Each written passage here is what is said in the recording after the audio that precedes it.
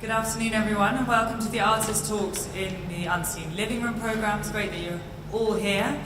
I'm really honoured to be able to say a brief few sentences about the next artist who will give you an insight and a glimpse into his most recent work, art Roger Ballen, of whom I'm sure the name is very familiar, the American artist who's been living and working in South Africa for the last roughly 20 years. Roger, in his works, invites and challenges the viewer to be taken on a journey of their own minds, to be able to kind of reflect what's happening within your own mind and to tap into that. For the last 20 years, he's been documenting and often also living with the people who live on the margins of society within South Africa. And it's those people that in roughly 2000, became the leading characters in his series Outland and his series Shadow Chamber. He's a very renowned artist. I'm incredibly thrilled to have him here, and he'll speak about his latest works, Apparitions. So, thank you, Roger.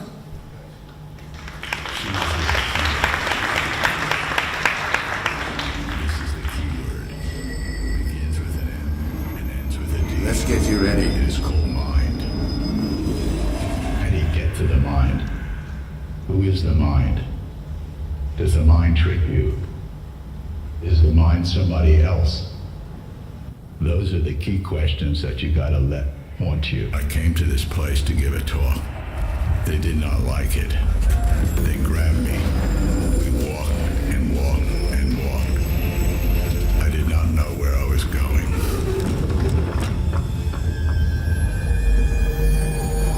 There were voices everywhere. People screaming and moaning. This is what I heard.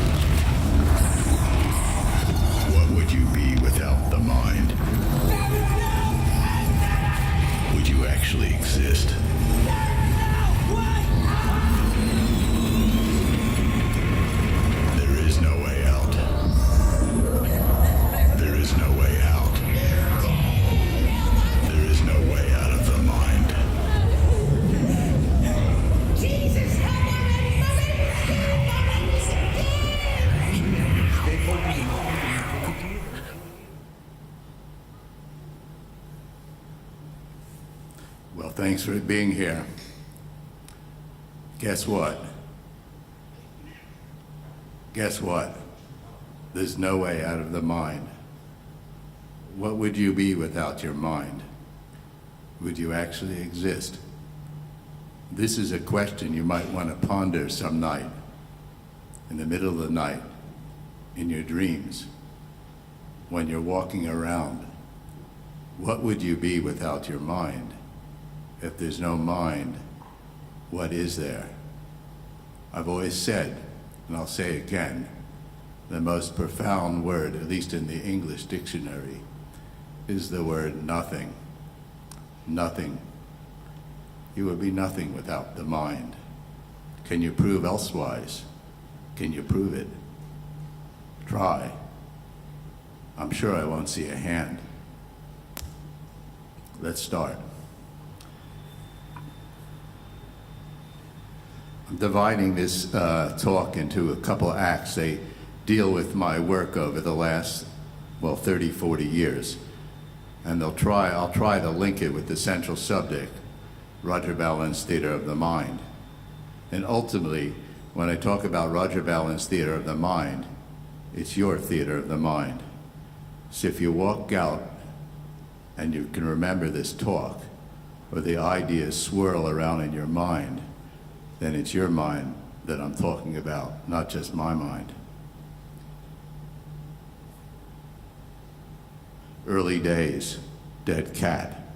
So I'm going back 45 years now. Gladiator. So this was based on the first book I did, which was called Boyhood, which is a trip I made from Cairo to Cape Town. That's how I first got to South Africa, and then from Istanbul to New Guinea. It was a 5-year trip, and my first book was Boyhood. Then in 1982, and this is just, excuse me, and this is like a 15-minute talk, so 50 years in 15 minutes, and I had a video, so it's 50 years in 10 minutes. So excuse me if I'm pushing it a little bit. Anyway, what can I do? In the South African countryside. So in 1982, I ended up back in South Africa. It began one day in a place called Hope Town. It's a good name, huh? We like the word. When I went to the bathroom the other day in Copenhagen Airport, on the urinal it said, "There's hope." Ponder that. Ponder that with the word I talked about, the mind. Is hope a function of the mind, or is there hope, or is there no hope, or is there nothing to think about? Again, one day in the place called Hope Town, where one of the biggest diamonds was ever found, the Hope Diamond, I got tired of the sun, the hot weather. I decided to knock on the door. That was the beginning of going inside, metaphorically and physically, in 1983. And then I started to find things, and I started to understand what the nature of art was about. The nature of art was something I couldn't explain in my pictures. I couldn't put it into words. Then I understood what the nature of art was about, at least for me. Then there were some of the people I met. But I've always told people, I've always told the viewers of this photograph, what's important in this picture? What did you find first? What makes the picture other than Mr. DeBron here? It's that. Without that, no picture. Without that, no picture. Just remember that. Mr. Ballen, where did you find the people you photographed? Yeah, but I found this first. And then I found that.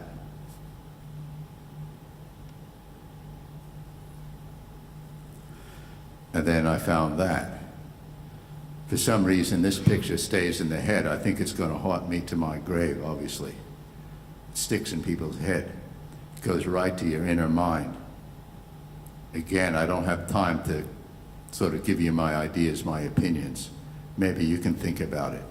Good pictures get in the back of your mind faster than you can blink. Your mind's brain operates at the speed of sound. That's like 600 miles a second per second. So this picture is usually in your head before your eyelid goes across your eyeball. Next was Outland. I moved to the city in Johannesburg. All my pictures since '95 have been in the city. No more countryside. And then the theater started in these pictures. The theater of the absurd. I don't have time to talk about absurdity too much. Try to find the word in Wikipedia or whatever. Ponder the word absurdity. Ponder the word mind. And then maybe something will start to click upstairs. Dejected. This was a wire period. Cat catcher. You see, I'm a formalist, basically. I believe if the forms don't work, you won't get the meaning. But at the end of the day, the picture's based on the meaning. The criteria for me for good work is that there's deeper meanings that stay in the mind. If there's no deeper meanings, for me, it's just looking at a mirror that has nothing on it. Again, look at Mr. Cat here, and look at this man. See that? That's photography. Photography is about instant, catching the instant. It's about the believability of a picture is based on the fact that you, the viewer, believe that that instant is precious, it's authentic, and can never be repeated again. Head below wires. You see these forms. See that form, that form, that form, that form, that form, that form, that form. Boing, boing, boing. Shadow chamber. In 2005, I found a place that I worked in for a number of years and made these pictures in a place in small rooms or chambers, and I refer to this as the shadow chamber period. This is one of the most famous pictures in the shadow chamber period. Some people say, well, where do you meet the people?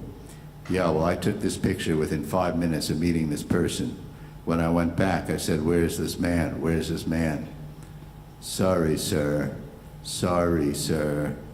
We found him. He locked himself in the barn outside the shadow chamber building, and nobody knew where he was, where he is, or where he was, until we opened the door. We broke in the door and we found him dead. Let's see how smart everybody is here. This is your chance to prove how good you are in English. What's God spelled backwards? Yeah, some very good people. Have you passed English 1? You see that form, you see that form, you see that, you see that, you see that, ding, ding. See how the forms work? That's why the picture inherently has some capability or some potential, because the forms work. Everything's there for a meaning. Nothing's extraneous. Skew mask. Lunchtime. And during this period, my picture started to become slightly more surrealistic. Then I went to the next place, a place that I referred to as the boarding house. It was a bigger space where people intermingled and made their rooms out of sheet metal, wood, and other materials. And I worked in this place for a number of years, near Johannesburg. You see this? You see that? See that eye? That's the key to the whole picture. Oh, Mr. Ballen, did you set up the picture? Is it staged?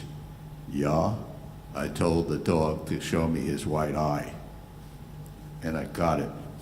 What about that white eye up there, though? And these things that look like eyes.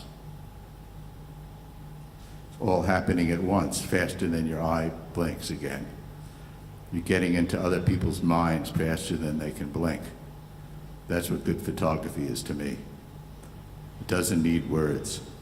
It needs metaphors. Did you hear what I said? It doesn't need words. It needs to create metaphors. Metaphors is what it's all about. Cut loose. Mimicry. So during this time, my pictures started to become more sculptural. Drawing started to become more important. Painting became important through photography. So you can see the sculpture, you can see the forms, how they work together. There's a drawing, painting, and I don't know if you can see it very well, his mouth, but it relates back to that. This is a good photography. There's good, solid photography, integrating different medias within microseconds and saying something that you don't forget. It's like I should just make this comment because it is about the mind. It's about saying something that the inner mind doesn't forget. The inner mind. That's what art's about. It's getting to the inner mind.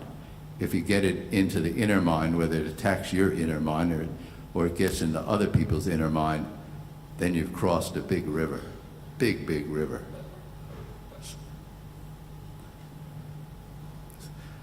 A project I did which had a video to it, which was called Asylum of the Birds. This was done in a house near Johannesburg where the man let the birds and other animals loose, and I worked in this project for nearly 5.5 years with the birds, or the people, the animals. And in this project, there's almost no more faces left. I stopped really being a portraiture photographer in about, well, the late 90s, so you don't see that many faces in the work anymore, and you didn't see it. And you didn't see very many faces after about 2000, just a few here and there. This is the cover to the Asylum book called Takeoff. Deathbed. Let's see how clever you can get. Why does this picture work? Maybe. Why does it probably work? Where do birds come from? Eggs. What does that look like? sort of like an egg, you see. The bird belongs there. See, that's one of the reasons the inner mind accepts what's shown there. There's no it's not incongruous. It doesn't feel unnatural. It doesn't feel placed. The bird belongs there. It's like natural. It's like bark on a tree. You don't question the bark on the tree or moss on the tree. It belongs. Belongs. Headless. This was an early picture of a bird. Memento mori. And as you can see, the drawings become more and more important in the work. So before I took this picture, you see the little girl here. Mr. Ballen, Uncle Roger, can I put on my costume? Yeah, go ahead, put it on. So she went into the other room and put on the costume. A couple of days later, this woman died. So every picture in the work has a bird in it. So you see the bird. There's the bird.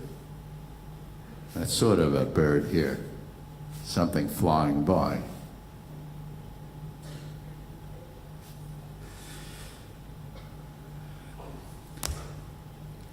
My latest book, which will come out next week, and I'll be signing some of the books tomorrow afternoon, is called The Theater of Apparitions.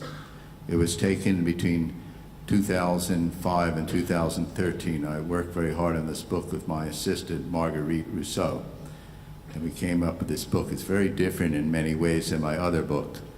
There's no people. It's not a physical place. It's a psychological place, the Theater of Apparitions. These pictures were all taken on glass, window glass, and then photographed with a normal film camera. They're not a result of Photoshop. They're a result of black and white film cameras, a film camera. So I've been using a film camera, well, since I've been, well, forever, basically. This is the cover to the book. It's called Waif. Stare.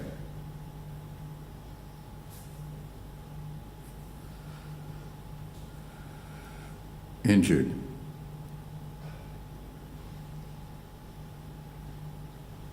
Then and now.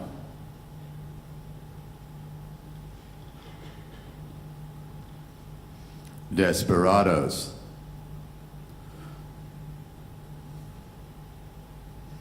In a way, when we made these pictures, I guess the similarity to photography came about when we used the materials.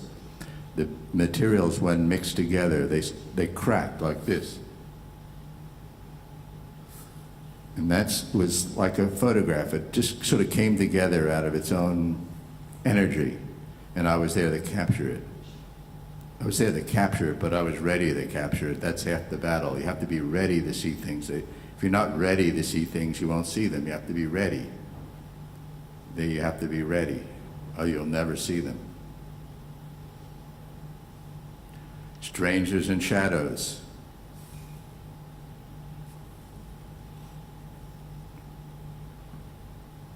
Phantom.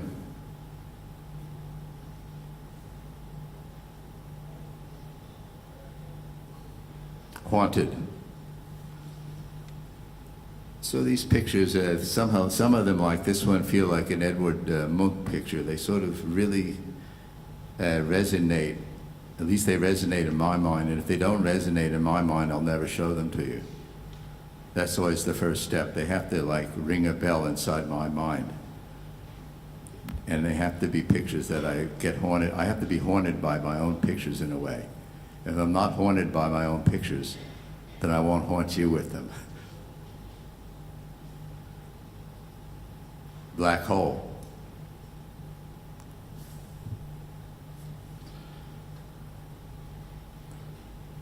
The back of the mind. Where's the back of the mind? Is there a back of the mind? Is that a reality or just a figment of our imagination? Where is the back of the mind? We talk about the soul all the time. And we try to point to the soul. We might point to a heart. We might point to a stomach. We might point to somewhere like here. But where's the back of the mind? Where is it? Where is it? Amulet.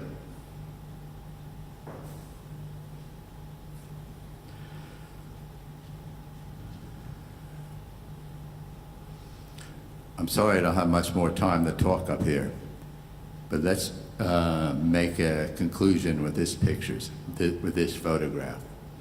See, we're obsessed with this. You see this side? That's this, the face, the facade. We're obsessed with it. We do everything possible to prevent this, the so-called back of the mind, to get to the foreground. We try everything possible. We buy iPhones. We sit on the phone all day. We eat a lot. We talk a lot. We watch TV. Everything possible. We do everything possible to keep away from that. To keep away from that. Yet the key to having a full life, the key to understanding anything on this planet, the key to understanding yourself, the key to understanding your own mind and everybody else's mind, even though it's a journey that can never be completed, is to come in contact with this. Thank you.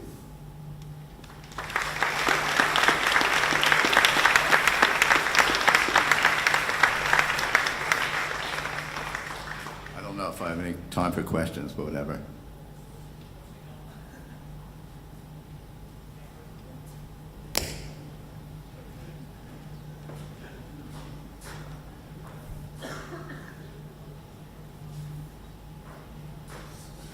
Well, let's all tap into our minds and go into the theatre of our own minds later, perhaps. Now I'd very much like to introduce our next artist, Isaac Julien. It's fantastic he's able to be here literally in between the openings of shows in London and New York, if I'm not mistaken. The name Isaac Julien will perhaps also be a very known one here in this room. He's a renowned filmmaker and installation artist. In 2014, he showed his work Playtime here at Unseen. Since then, one could say he's been rather busy. He was, of course, one of the leading artists in the Venice Biennale of 2015. And he also showed his work, Stones Against Diamonds, both at the Biennale and in Basel.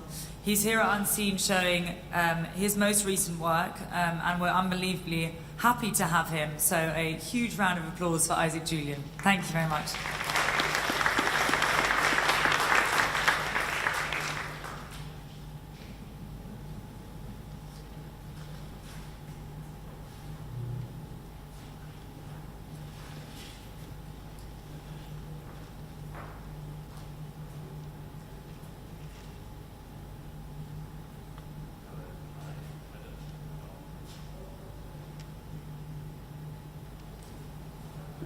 Okay. I would like to talk to you this afternoon, but first of all I'd like to do is just to go through the images. These are images from a work which I made in 1989 called Looking for Langston.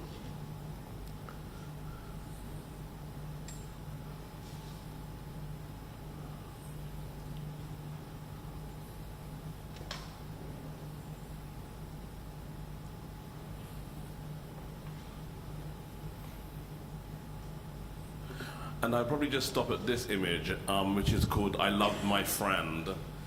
And I should just say the premise in relationship to this work, first of all, I should confess that I'm not really a photographer, but I'm someone who likes to make images, and I've been making images for quite some time. That this work in 1989 was a pivotal work. It's a film, a black and white film, which was shot in 16mm film. And it's a film which is very much looking at a very important black poet called Langston Hughes, who may not be that known to you, but was someone who was very important for me because he embodied some of what I think is very important sort of positions in terms of being an artist. He was an African-American artist who came to New York in the 30s and basically, in a way, began a movement called the Harlem Renaissance, which was a moment where you had black artists who came and created a kind of black modernism. And he was a poet, and I was very interested in his poems. So this is a film which is very much influenced by poetry. And when I made the work, I was also involved in the production of these stills in 1989. And what I've done is to, in a way, through my studio, to do an archival project to revive these images from 1989. And to this work, or this photograph, Loved My Friend, and basically it's taken from a title of a Langston Hughes poem called I Loved My Friend. And the poem goes like this: I loved my friend, he went away from me. The poem ends as soft as it began, I loved my friend. And basically this poem that was written by Hughes is identified as being a poem to his lover, a male lover, but he was someone who wasn't really out in his work as such, and certainly wasn't out as a kind of African-American icon.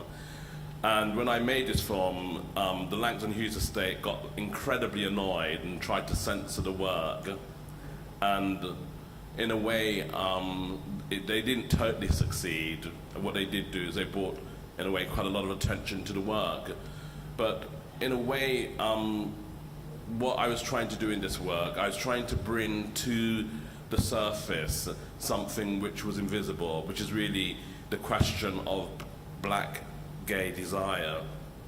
And also at the same time, I mean, I realize this is a minority interest, but I was really also very much interested in photography. And so this is one of the reasons why in this series, trying to, in a way, make it have a certain legacy is very important, because it's a series which is looking at black and white photography. I very much studied a black American photographer called Van der Zee. I looked at another kind of 20s, 30s photographer called Carl van Vechten, and also George Platt-Lees, and a couple of other photographers. And basically in the work I was emulating this kind of film noir, black and white photography style, and at the same time trying to make a connection between the world of black and white photography, which I fell in love with, and to translate that into a kind of black and white silent film. And so, in a way, these works, this work here, Film Noir Staircase, very much illustrates this interest in expressionism and this interest in trying to bring to the fore these languages of black and white photography. What's really been interesting in terms of reviving this project is the co-debate between analog and digital, which most photographers are involved in. And of course, you know, there's a big debate between analog, vintage photographs and digital photographs. And I think in a world where we're oversaturated by images, we have become much more sort of aware of the role of black and white photography and analog techniques. And so in this series, what I've tried to do is to revive both the analog techniques and at the same time to do something which can only occur through technology and through the moment of digitalization that exists now, where you can actually do something with analog photographs that you wouldn't be able to do before. And so this is a series which are both kind of small works and larger scale works. But essentially one of the things that I'm really interested in doing in terms of making this a work which is revived is to mark this kind of new moment in this moment of digitalization. So I'm moving quickly now. I'm skipping over kind of 89. I'm going to 2015 for a series called Stones Against Diamonds, which, in a sense, you could say that in some of my early preoccupations, they get invested into a later preoccupation. And that's to do with the black subject in a space that could be perceived as a kind of white void. And I made a work called True North in 2004 when I went to Iceland. And this work was a work about a black explorer called Matthew Henson who went to the North Pole with Perry in 1909. It's a bit like a secret history, nobody really knows about him. And in this work I tried to revive this narrative. And I was very interested to go back to the location that I shot this work in 2004 to see what the climatical changes had done to this region. And one of the things I wanted to do was I've always wanted to film in an ice cave. And I was able to get access to an ice cave. And in a way, if you think about caves, they're like very emblematic. They're very connected to the origin of making images for man. And I was really interested in trying to think about the role of ice and this kind of substance which basically, to a certain extent, is melting pretty quickly on our planet and is also at the same time, I think, an object which is incredibly beautiful. So the question of climate change and these questions were very important in relationship to this work. And of course the relationship to nature and to landscape was very important. What I've done here is I've skipped over to Iceland into Brazil, and this is called Lina Babadi's Footsteps. And so you might think to yourself, what the hell is an image like this, which is using the name of Lina Babadi, who's a very famous architect, Brazilian, Italian architect. You know, why do we have this representation of a cave and this figure in it? And in a way, a lot of my work sometimes are research images, or images where I'm involved in a project, such as this project, which is about this amazing architect called Lina Babadi.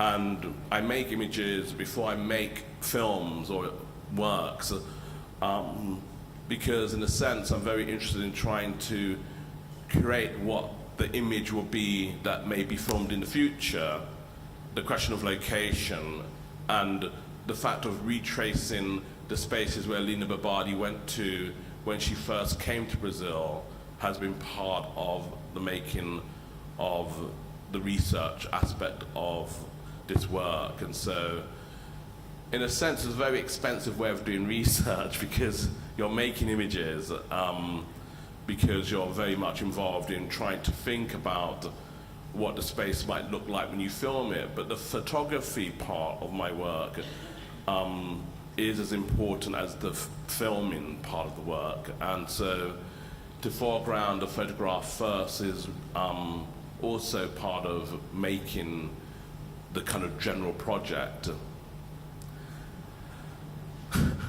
So this is a very short talk. And in a way it's a very short talk because it's really, I mean, it's quite difficult to talk about one's work and the ideas that one is involved in terms of making images. But if I was to return again to this question about why photography and why now is one sort of involved in photography, I would say that my relationship to photography is really about making images. It's really about, to a certain extent, trying to create a certain sort of atmosphere, a kind of seance between the viewer and the image. But in the works that one makes, there's usually quite a long story behind an image, you know. And in fact, there's usually too many stories behind an image, you know, and if somebody looks at the image, usually the conceptual part is very important in relationship to the work, but I think maybe I'm on the slightly old-fashioned modernist side, where I do think that there's an image that has to, in a way, call one's attention, and images have their own nature in terms of how they evoke certain questions. I would say in the project which I'm going to be presenting at the Ron Mandos Gallery, of which there are some photographs here, the Looking for Langston archive project is a project which I've been working on in my studio for about 10 years, and it involves trying to also conserve 60mm film and transfer it to 35mm film. I've been working here in a fantastic laboratory in Holland. Holland is one of the few places in the world that actually still really valorizes and has film technologies where you can transfer the technology of film celluloid in terms of conservation. And I think it's no accident that, you know, you can have an exhibition at the Eye Museum called Celluloid with Tacita Dean and several other filmmakers, where they're showing films projected on film, which is one of my ambitions that I want to achieve for my show at Ron Mandos. And then you have such an excellent art fair, such as Unseen, which I think is by far one of the most interesting photographic art fairs. So thank you very much for inviting me to talk, very short talk. And I don't know, maybe if you have questions, I can take a few. Yeah, sure.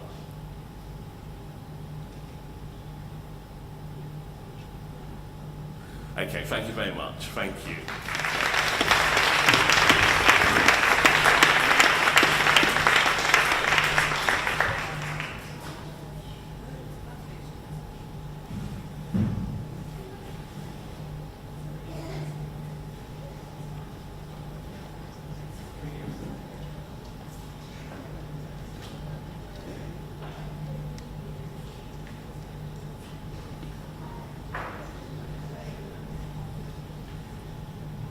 Short but sweet, Isaac Julien.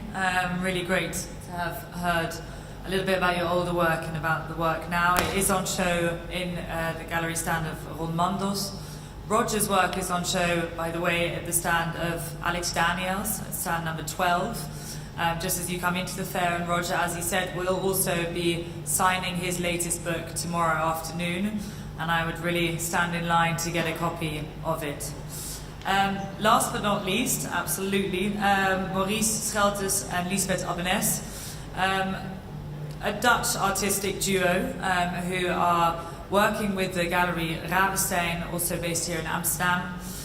What they do is slightly different to the other two artists. They experiment with converting spatial dimensions into flat surfaces. They explore the process of creating illusions and carefully constructing these compositions within their studio.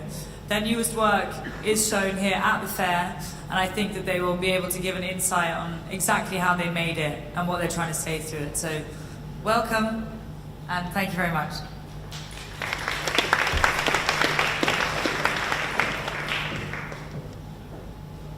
Thank you. Hello. Thank you for coming. We have kind of insert on the work that is on the Unseen, so we will not show all of our works, maybe one or two different works to introduce you this work. So we will give a close-up, even more close-up than the work is all by itself already. So maybe this is the first image. Maybe we can talk a little bit about the way we work. I mean, we work as a duo. We have a studio in Amsterdam, and we are mainly working for, let's say, magazines, brands for the fashion and design industry and cultural projects. And for example, Fantastic Man, Gentlewoman. We've done some things for New York Times, working with foam here in Amsterdam and Huis Marseille. And fashion brands like Hermes and Paco Rabanne and some of these things. What we actually always try to do since we've been graduated with photography is try to find a bridge between these worlds of commerce and autonomous work. And we've always been trying to get as much freedom from the beginning of with assignments, which now gives us we created, I think, a kind of space for ourselves that magazines or clients comes to us and almost sit kind of in a chair as an art director to come with the ideas, do a proposal, and see how to work in the magazine. Like the series trailer that we want to show you started also as an assignment for the Ballen magazine. In a way, we saw it later on as a kind of sketch because we got intrigued by the flower paintings on big vans that we found in the loading docks of the Royal Flower docks. And we went back there to have a closer look on what the quality would be to zoom in and to get a photographic layer on top of the paintings that were made by somebody that we have no contact with. But so actually the assignment always for us, the working in assignments for projects, it's not like a border which sort of stops us thinking wider, but actually it's a starting point for us to start wider, like for example, what Lisbeth just said, this is more or less a beginning, and from there we're going to explore it more. And for example, we found out, when it came out like a publication, and it was pretty small, and the trucks are of course like big as this wall, to see what would go back to it, to the docks again, and reshoot it, and find a way also to make it ourselves, because and to get a grip on it. It's in a way for us. We went outside this time, but most of the time we work inside the studio, working for one whole day on one picture. So that's also why we work together. One is sort of moving in the set, the other one behind the camera, and from the frame of the camera we move everything around until it's within the frame, right to us, and to a point that we also start to understand what the series is about. So the whole working process is in fact the search for the understanding as well for ourselves. Even though now we were looking at a sort of fixed object as the trailers were with their paintings, we were now looking through the camera to find the image in a way, like sort of search. So it feels often like we are working in a kind of laboratory to find out what the truth is inside the picture, also, or within the series, what the series makes a sense. So we made a lot of pictures. Yeah, but even also for us, I think maybe it's to say like we are always working inside the studio, and for us this also was a kind of, we had this idea already for years, sort of laying on the shelves, but never found actually a moment, also practically because we always work in the studio. But there was this moment when we were asked for the plant and we thought like, let's try to do it. So then from then on we try to, you try to find a moment to also knowing that Unseen was coming up, and we thought this is a nice moment to have them printed in a size that will do good to the images, to find the photographic layer as well, because when we saw them small it was not there yet, but then by blowing them up it suddenly, you could almost touch them. We thought it would be nice to have a photo fair, and if you would in the first place see paintings, but then in a second layer you have it as a, you look at a picture in a photograph, less abstract maybe. Maybe next one. Oh, sorry, the other way. So, Maybe, yeah, actually, yeah. this is more the way we normally work. I mean, we work in the studio, very simple sets. I mean, yeah, we hear quite a lot of people think we're quite technical, but in the end, it's just like we try to keep everything as simple as possible. Also, to be able to, if you have an idea and it doesn't work, to throw it away. Like, for example, if we would work for a whole week on a set and you put the camera on top of it and it doesn't work, you have to sort of stick to it because you've put so much energy in it. So we don't want it, and we actually always try to have sort of simple way of working, to be able to move around. And these, for example, are the flower still lifes we did like some time ago.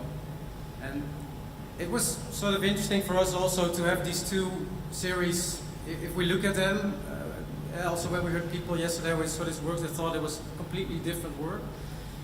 But in the end, it's a sort of same method, you know, and same approach. I mean, we've been, in these pictures what you see now, what we've done is we've been cutting out images from magazines, making a three-dimensional installation out of it, and rephotograph it. So it's very much about just making two-dimensional works three-dimensional, or the other way around. It's sort of actually a kind of layer which is always in our work, sort of being between of abstract and photographic, and but at the same time also showing like little details how it's done. And for example, these are two zoom-ins from different works, but for example on the left side you can, although you can, you see the sticks, the pieces of tape. It's a kind of sort of the traces of our laborious process of how we work, because we, are moving around all day with these sort of sticks, and we thought it was also nice to show that. But it's a bit, feels a bit like how a painter possibly could work, like layer over layer. We move with objects, and also this effect of when you look from a distance, it's not really what you can find when you look up close. So you get these two different approaches in one image. yeah, this zooming in, this is actually a bit of another work. We didn't want to show too many things, but this sort of zooming in that's also a bit why we do still life, It's trying to find a sort of focus. I mean, we never work with people. Actually, when we photograph, we don't even allow people to have it in our studio. We don't work with an assistant who's helping us. We try to really keep it sort of pure for ourselves, we already work together, so it's already... most highly controllable, very important for us. And by moving things around, a sort of understanding starts appearing for us at least, and once we understand it, we know what next steps we can make, and then we only keep what we never choose at the end of all steps, all shots that we made, we never choose at the end, but we choose while we're working. So all the other steps are thrown away. So it's a kind of painting in a way of layer over layer, but then with photography. But and we always try to zoom in a way very much, almost to look from the inside out, from what you're photographing, showing the layers, showing traces. These are two details of the pictures who are now at the Ravenstein Gallery. And actually I think it's a sort of in a very subtle way that you can maybe see its trucks, like on the left picture you can see the reflections of the trucks at the loading docks. And we thought it was also a nice link to our old work where we cut out the flowers. That here they use stickers, or they make I'm not sure, like Ballen. I'm not sure what's the translation in English actually. Cutouts. So you have these sort of layers of all these different techniques, like the painting, and sometimes they print the painting on stickers again. They put the stickers on the truck, they spray on top of it, we photograph it again. But also you have the layers of maybe of dust, or like a little fly which is on it. So we try to look at all these details. I mean, almost talking about the skin of an object, you know, and we try to, especially in this series, because normally we move everything in front of the camera, but now we had to move over the truck, and we went back a lot of times actually to reshoot some images, like 3 or 4 times to Get the grip and what we were looking for. We wanted to try to get the skin in the photograph again, and I think that comes back as a red line through all our works, that it's very almost as an object, so you can feel it. When we go up close to a shirt that is blue, we want to almost go inside the shirt, and that you don't look at a photograph anymore, but that you look at an object almost that you can touch. So we would like to discuss the surface of the photography as paper and make it maybe an object if possible. This is the last image we show. We hope we tried. Indeed, it's short. I mean, we would also have loved to show a little bit more to give it context, but you can see the works at the gallery for real. And thank you very much.